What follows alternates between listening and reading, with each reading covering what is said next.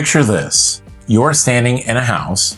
It's bigger than anything you've seriously considered before. The views are real. The architecture is considered. The price is a number you've never seen attached to a house this good. And somewhere in the back of your mind, a voice says, we can go bigger. And that voice is not your enemy. But if you don't have a system to answer it, it will cost you. Here's the thing. Here's the thing that nobody says about moving to a lower cost market. The risk is not that you'll overspend. The risk is that you'll spend money on something that doesn't pay you back. Doesn't pay you back in your days, not over time, and not in the strength of the asset itself. And the failure goes in both directions, but more on that in a moment. You're coming from a market where what you're considering spending in Chattanooga would have bought you significantly less, maybe a lot less. The gap is real. The value differential here is real, and it creates a psychological condition that is very hard to think clearly inside of. And that condition is this. When prices look cheap relative to your reference point, your internal risk calibration breaks down. Things that would have triggered caution at home stop triggering caution here. You stop asking whether a home actually improves your life. You start asking whether you can afford to go bigger.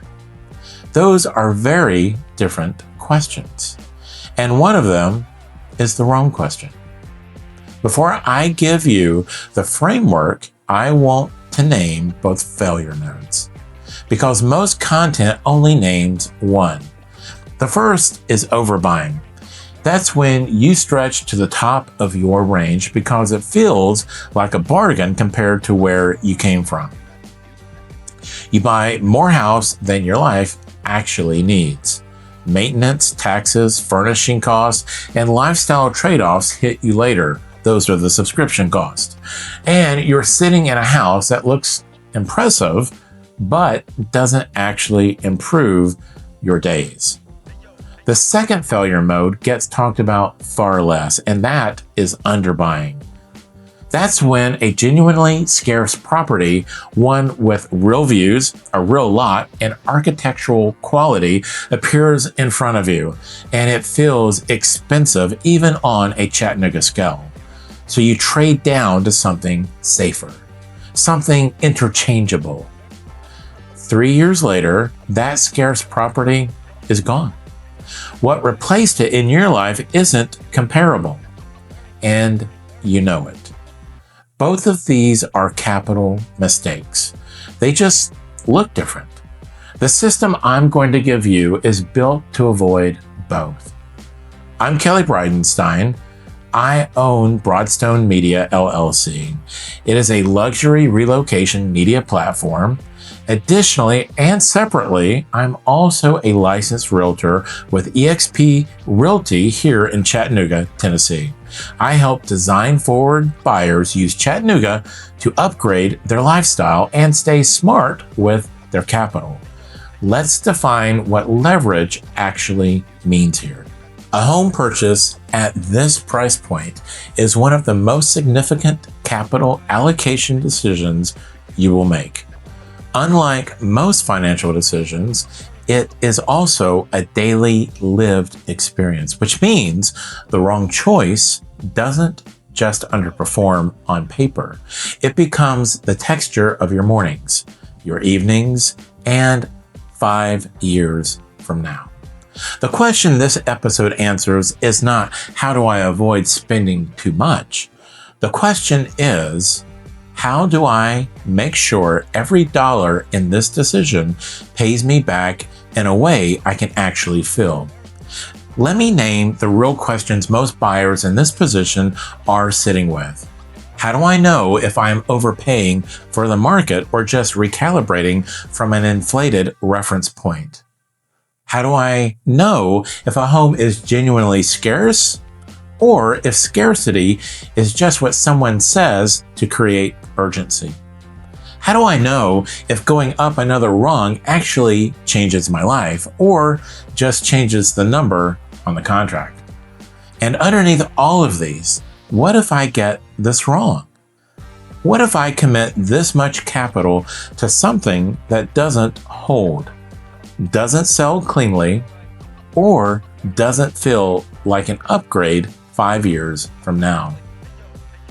These aren't irrational fears. They are the right questions. And each of them has a structural answer. Here's what changes the equation. You stop grading homes on how they look, and you start grading them on what they return. 3 kinds of return or leverage: lifestyle leverage, time leverage, and capital leverage. Score any home on all 3, and the right answer becomes hard to argue with. I call this the 3 leverage scorecard. 3 numbers, 1 decision. It's how you stop falling in love with the wrong house. Okay, the 3 leverage scorecard. Leverage 1, lifestyle leverage. This is the reason you're moving. You want your mornings, your work days, your evenings, and your weekends to feel meaningfully better than they do now. Pull out the lifestyle notes you built in episode 1. For every home you consider, ask 3 questions. Mornings. Does this layout and location make our morning smoother, calmer, and more inspiring, or just more chaotic? Work. Does it support how we actually work? Office, travel, and Zoom calls? Evenings and weekends. Does it connect us to the things we said matter most or pull us away from them? Then give the home a score from 1 to 10 on lifestyle leverage. A 9 or 10 means your days would clearly feel better most of the time. A 4 or 5 means you're buying someone else's good taste, not your own better life. If a house doesn't score at least a 7 on lifestyle leverage, you're just buying someone else's good taste and not your own better life. Leverage 2, time leverage. This is how well the home fits your next 5 to 10 years. Ask yourself, what's likely to change for us in the next decade? Growing kids, empty nest, career shifts, more travel, and aging parents. For each home, ask, can this house flex with 1 or 2 of our likely life changes? And if we decided to sell in 5 years, would this be an easy story to tell the next buyer?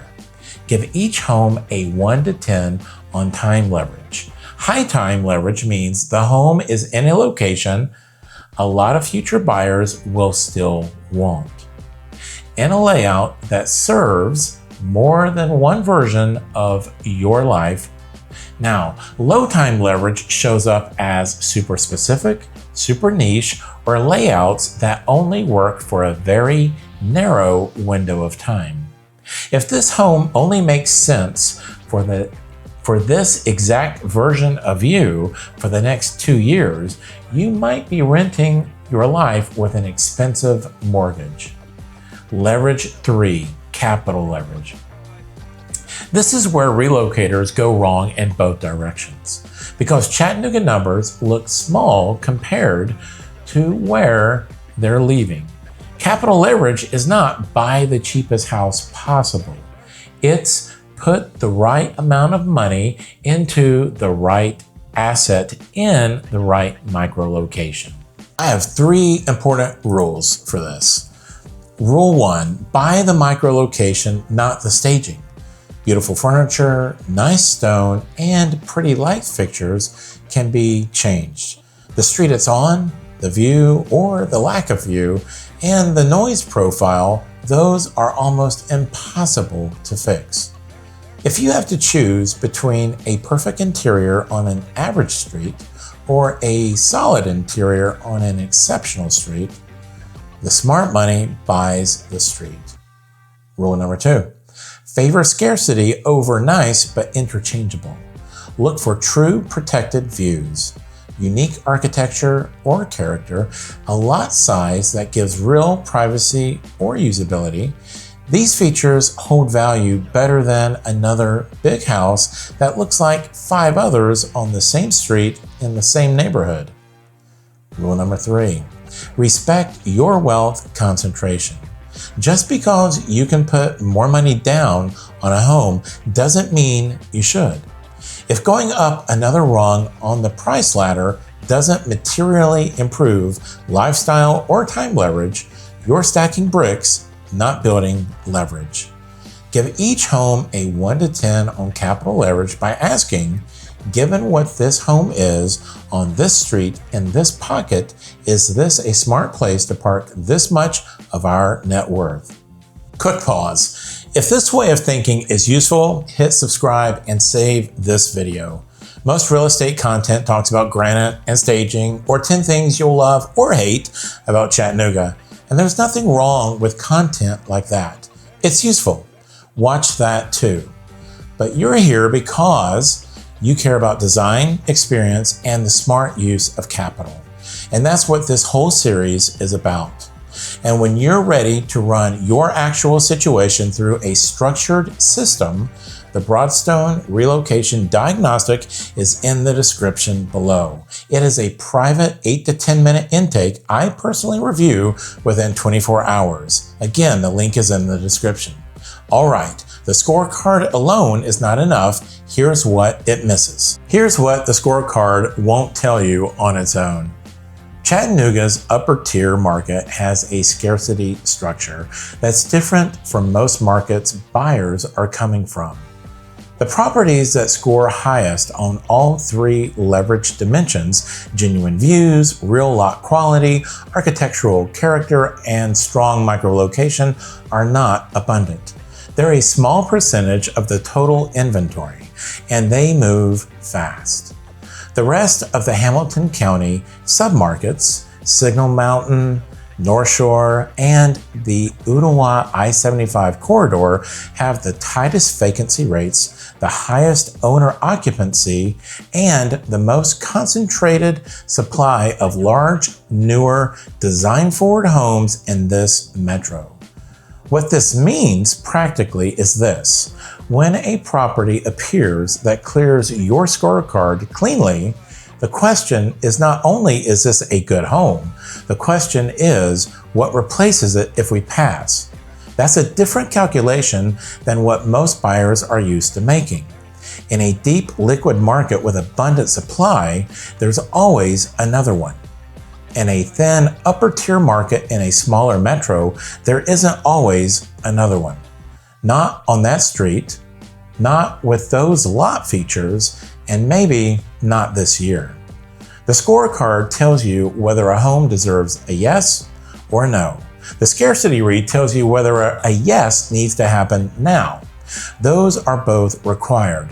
Let me name the specific traps because they are predictable. Overbuy trap number 1, buying the outlier and ignoring the neighborhood. This is buying the biggest, most impressive home on a street where nothing else matches it. The problem is mathematical. When you go to sell, you need a buyer with your exact taste to appear at the exact right moment. The comparable sales on that street don't support your price. Your home is stranded above the market it sits in. This is a capital trap that looks like an upgrade and isn't. Overbuy trap number 2, buying for the life you're about to leave. A big family house bought right before the kids leave for college, or buying a forever home when you don't actually know yet if Chattanooga is your forever city. Either way, you're locking up a lot of capital in a house that doesn't match where you actually are. Time leverage will be low. The scorecard will flag this. Trust the score. Overbuy trap number 3, confusing finishes with fundamentals. Beautiful staging, premium stone, custom lighting, while the street noise, topography, and future development go unexamined. You can change the finishes. You cannot change the street. Now, the underbuying traps. These get talked about less. They are equally expensive. Underbuy trap number 1. Still using the old price tag where you are moving from to the price tag where you are moving to. You find a property with real scarcity, real views, real lot size, and real architectural quality. The number feels high, but only because you're comparing it to what you used to pay back home. Here's the test. If the house scores 8 or higher on lifestyle, time, and capital, and the other homes in the same area have sold for a similar amount of money, the price isn't the problem. Your old market is talking and not Chattanooga. Walking away from a great property because it feels expensive by a measuring stick that doesn't apply anymore isn't being careful, it's a mistake. Underbuy trap number 2. Thinking cheaper means smarter. The goal isn't to spend the least. The goal is to find the house where every dollar pays you back in the daily life and how it ages and the asset itself. Sometimes a smarter buy actually does cost more. The scorecard tells you when that's the case. Trust it. Here's what the wrong version looks like. You passed on the home with the view, the land, and the equity. It felt like a stretch. Something more modest felt safer. The home with the view and the land sold in 11 days. What you bought instead is fine. You know it's fine every morning when you look out the window. Fine is not what you moved here for. I'll say this very plainly. A capital decision at this scale is one of the least reversible financial decisions you make. Transaction costs alone, agent fees, closing costs, moving costs, carry costs mean that a wrong purchase and a correction costs you a significant percentage of the asset itself. The way to protect against that isn't hesitation. It's a system that tells you what you're actually buying before you buy it. That's what the scorecard plus the scarcity read together give you. Here's what changes the equation. When you hold the scorecard and the scarcity read together, the decision stops being emotional and starts being analytical. You're not asking, is this perfect? You're asking 3 questions. Does this home score 7 or above on at least 2 of the 3 leverage dimensions? Is this a genuinely scarce asset in this micro-location? Or is it something interchangeable? And am I hesitating because the numbers don't support it or because my old market's reference point is still running in the background? Those 3 questions answered honestly produce a decision you can defend 5 years from now. Okay, let's take a quick look on how to pull all of this together. If a home doesn't score at least 7 in 2 out of 3 categories, it's a no matter how good the Zillow photos are. If it scores 8 or higher in all 3, then that's a strong buy we can lean into with confidence. Then layer the scarcity question on top of all of that, and these questions help focus our decision. You ask, if this home went under contract tomorrow with another buyer, what's realistically available to us in the next 6 months that scores this well on all 3 dimensions? If the honest answer is several good options, you have room to deliberate.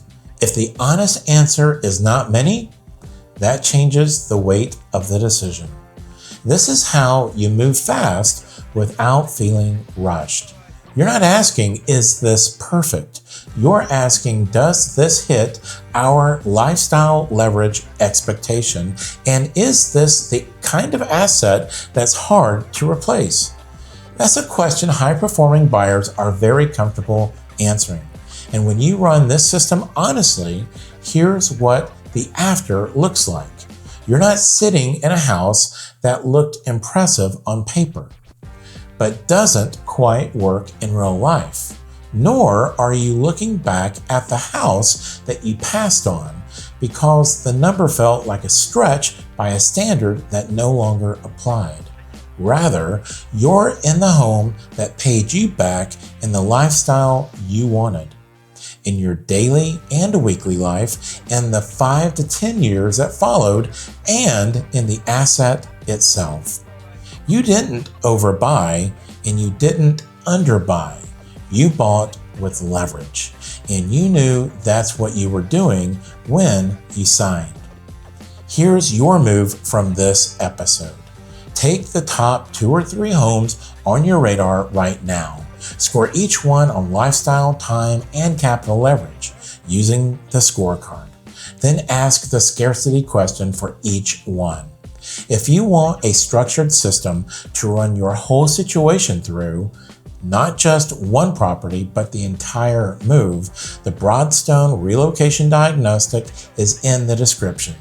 It's a short online intake, personally reviewed within 24 hours by me, and it's built for high net worth buyers.